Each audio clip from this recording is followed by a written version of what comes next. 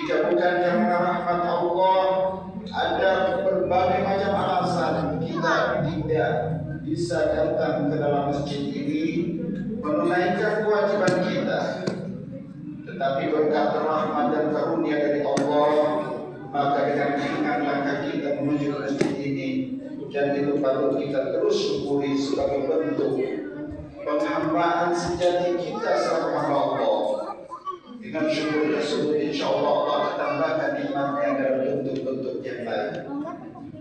Salawat juga jangan lupa kita selalu kirimkan kepada baginda Rasul Sallallahu Alaihi Wasallam, seorang hamba Allah yang sangat merindukan kita, walaupun tidak pernah bertemu dan berjumpa langsung dengan kita. Setiap salawat yang kita bacakan sampai kepada baginda Nabi, dan itu sebagai tanda kita akan memperoleh syafaat dari beliau Sallallahu Alaihi Wasallam. Karena itu, terutama di hari Jumat seperti ini, perbanyakkanlah salawat kepada beliau. Semoga Allah Subhanahu Wa Taala mengizinkan kita berjumpa dengan beliau di telaga Al-Kautsar yang didapatkan oleh semua umat Muhammad Sallallahu Alaihi Wasallam.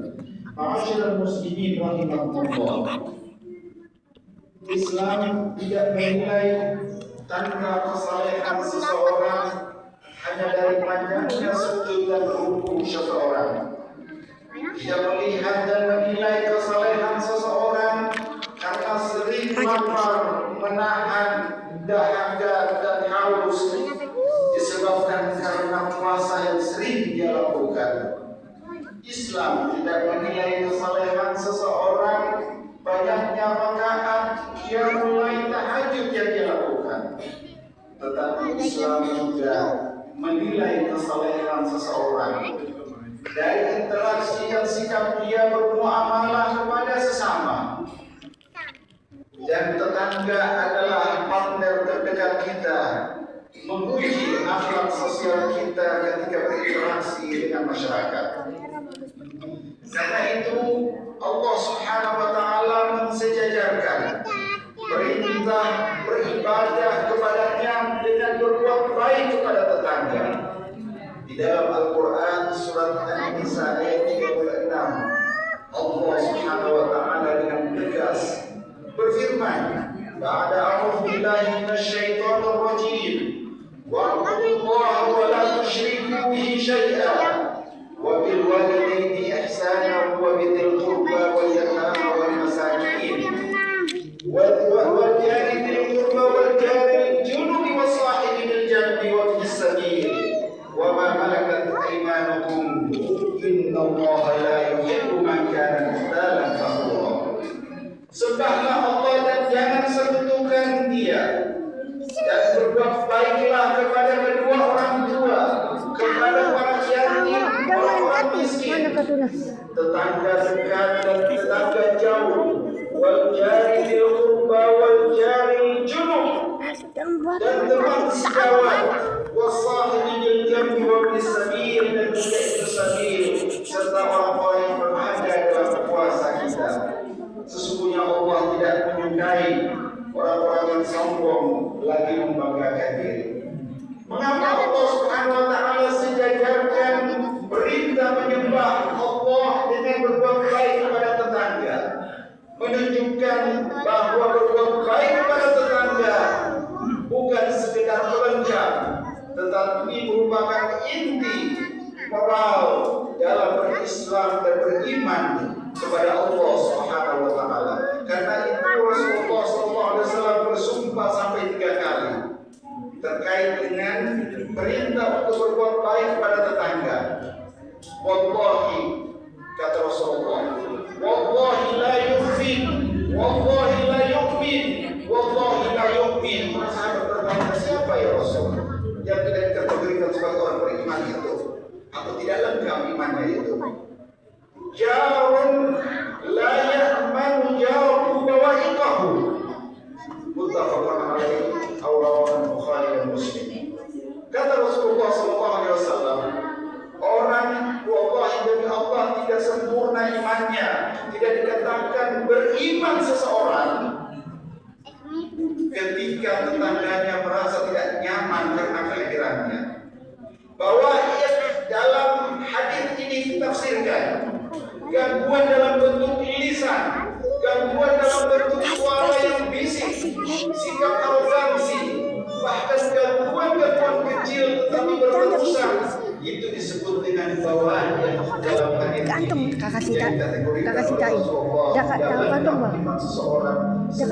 Dia menghilangkan segala hal-hal yang menipu ataupun membuat tetangganya tidak nyaman. Hadirin sekalian jemaat yang dirahmati Allah. Bahkan dalam riwayat yang lain, dalam hadis yang lain, Jibril berwasiat kepada Rasulullah SAW. Rasulullah bersabda, "La yazalu Jibril yusini bil jar hatta anni dhanantu annahu sayuwarrithuhu." Jibril sering sekali menasihati saya terkait dengan tetangga, selalu berbuat baik pada tetangga, selalu berbuat baik pada tetangga dan jiran, sampai aku menyangka dan mengira jangan-jangan tetangga ini akan mendapatkan bagian daripada harta warisan. Ma'asyiral muslimin rahimakumullah, dari nas-nas Al-Quran dan hadis tadi menunjukkan bahwa berbuat baik kepada tetangga adalah merupakan salah satu inti daripada iman kita pada Allah dan inti berislam kita dalam beragama ini. Jika ada tetangga yang tidak nyaman dengan kita, mungkin dipertanyakan keislaman dan keimanan kita. Ada salah seorang di zaman Nabi Sallallahu Alaihi Wasallam, seorang wanita sampai kepada baginda Rasulullah Sallallahu Alaihi Wasallam. Ya Rasulullah, seorang wanita rajin sholat, ibadah, puasa, dan sering bersedekah. Tapi ini ya Rasul, dia sering berkata-kata keluar terucap dari lisannya sesuatu yang menyakitkan tetangga dia. Apa kata Rasul Sallallahu Alaihi Wasallam? Dia benar, tempatnya di neraka. Suatu ketika dalam riwayat, walaupun riwayat ini masih debatable, tapi kita jadikan sebagai motivasi. Rasulullah SAW melewati sebuah rumah di ujung kota Madinah. Setiap kali beliau lewat selalu dilewati sampah dan kotoran, tapi beliau cuek saja. Setiap kali lewat di depan rumah itu, beliau selalu tipuki sampah. Sampai suatu hari tidak ada lagi yang melempari beliau dengan kotoran. Dan beliau bertanya kepada tetangga yang di sampingnya, "Di mana penghuni rumah ini?" "Ada di dalam ya Rasul." "Dia tidak kemana-mana." Apa yang dilakukan Rasulullah? Rasulullah menjenguk penghuni rumah itu, menziarahinya, sehingga ketika penghuni rumah itu tahu yang datang menziarahinya adalah orang yang dia benci selama ini, dia pun merasa terpukul. Sementara orang yang di samping dia, rumah yang di depan, belakang, kanan, kiri, tidak pernah menziarahinya. Tapi orang yang dia benci ditipu dengan sampah dan kotoran, ini yang pertama menjenguk dia. Katanya, "Wallahi tidak ada akhlak seindah ini." Demi Tuhan, tidak ada akhlak seindah ini. Engkau wahai Muhammad datang tidak membalas, tetapi engkau datang untuk menyembuhkan.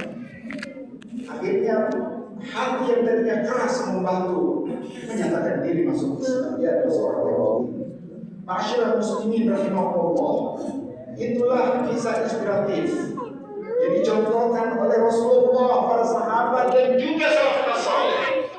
Oleh karena itu, ada beberapa hikmah dan pelajaran yang bisa kita petik daripada hubungan kita ketika bermuamalah dengan tetangga.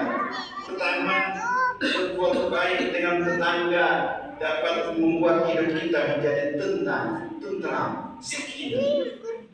Berbuat baik kepada tetangga yang mengundang barokah dan rahmat dari Allah.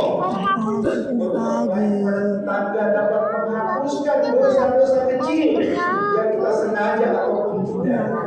Berbuat baik kepada tetangga dapat menguatkan ukhuwah, membuat kehidupan dalam masyarakat menjadi tentram, sejahtera, aman, dan seterusnya. Oleh karena itu, siapapun yang ingin hidup damai, maka mulailah dari rumah terdekat tetangga kita. Ma'asyiral muslimin wa sallallahu. Sebelum kami mengakhiri khutbah pada kesempatan ini, kami ingin menyampaikan beberapa tips yang bisa kita jadikan secara praktis sekaligus sebagai kiat-kiat untuk hidup bertetangga agar supaya tetap harmoni. Pertama, jaga lisan dan volume suara yang keluar dari rumah kita. Jangan sekalian misalnya kita merasa bahwa kita memiliki segalanya di rumah itu, jadi kita punya hak untuk melakukannya apa saja, termasuk misalnya volume musik ataupun nasyid, hal-hal yang baik. Tetapi kalau sudah keluar daripada waktu istirahat, berbagilah makanan kepada tetangga walaupun sederhana, sekecil apapun, atau mungkin kita tidak bernilai. Toleransi dalam perbedaan. Jangan sampai ada satu titik yang membuat kita berbeda dengan tetangga. Itulah yang membuat kita meletup sehingga akhirnya merusak semua kita. Maafkan jika dia pernah melakukan kesalahan sebelum dia meminta maaf. Wal afina 'anil nas, dan terakhir hadir saat dibutuhkan. Jangan sampai kita hadir ke tetangga ketika senang saja, di saat dia ingin kita menjauh. Ma'asyiral muslimin rahimakumullah, jika ingin dan kita ingin tahu bahwa kita seberapa dekat dengan Allah, jangan lihat panjangnya sujud dan rukuk kita, tapi lihatlah seberapa tenang tetangga karena kehadiran kita. Barakallahu li wa lakum fil Qur'an.